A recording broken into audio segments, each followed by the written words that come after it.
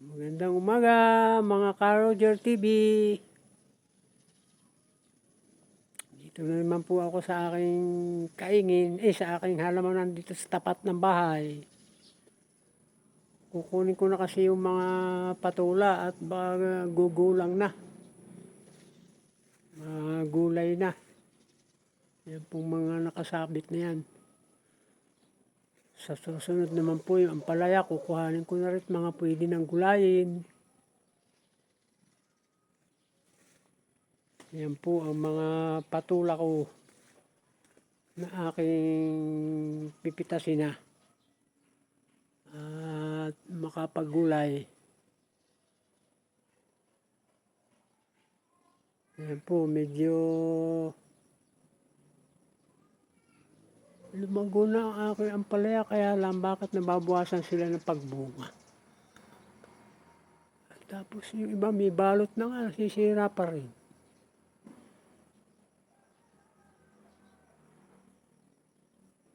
Kasi po ngayon lang ako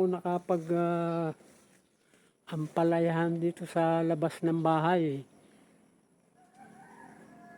Dati kami marami ampalaya sa kaingin talaga.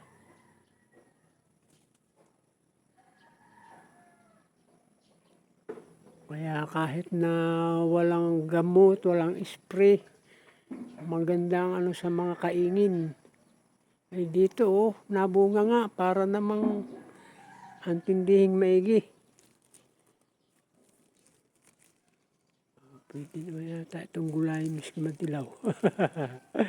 Pwede naman yata itong gulayin miski may dilaw. Malaki naman eh. Pero ito pong patula ang aking pipitasin na.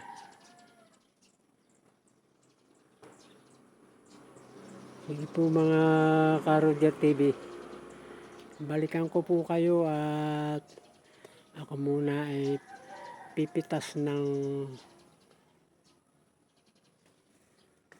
patola.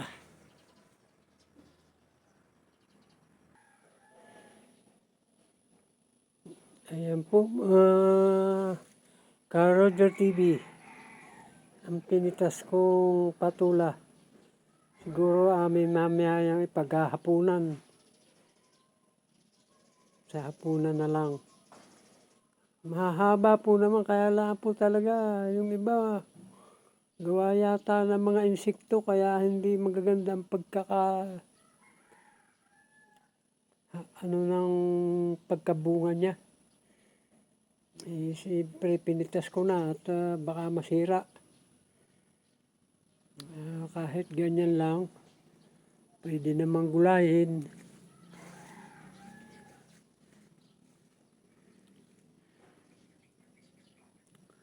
Ang gabi ko po, ang gusto ng mga kapitbahay ko, sabi ko kumuha sila ng gabi. Kasi medyo bihira kami maggulay ng gabi.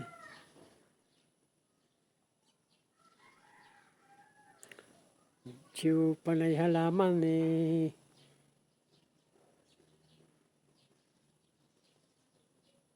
Marami akong tanim.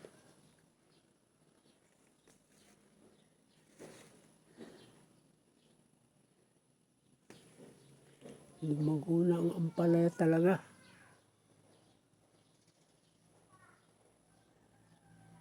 Kaya lang ay lumago, bihira na bumunga.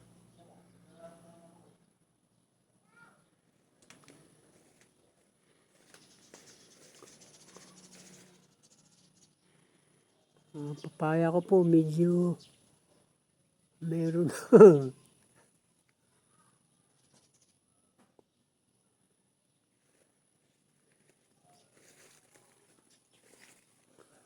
Meron ng bungang maliit. Ano ba yan maliliit itong papaya na ito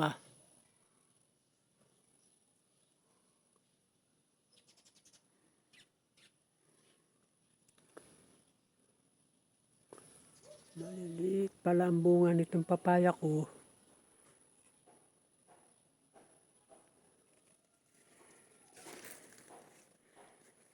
Ang kamuting kahoy ko na gusto ko nang putulin. Sige po mga ka-Roger TV, nandito na lang po ang ating video, ang ating vlog. Basta po pag ganito muna ang vlog, huwag lang magkaroon ng mahabang araw na walang vlog.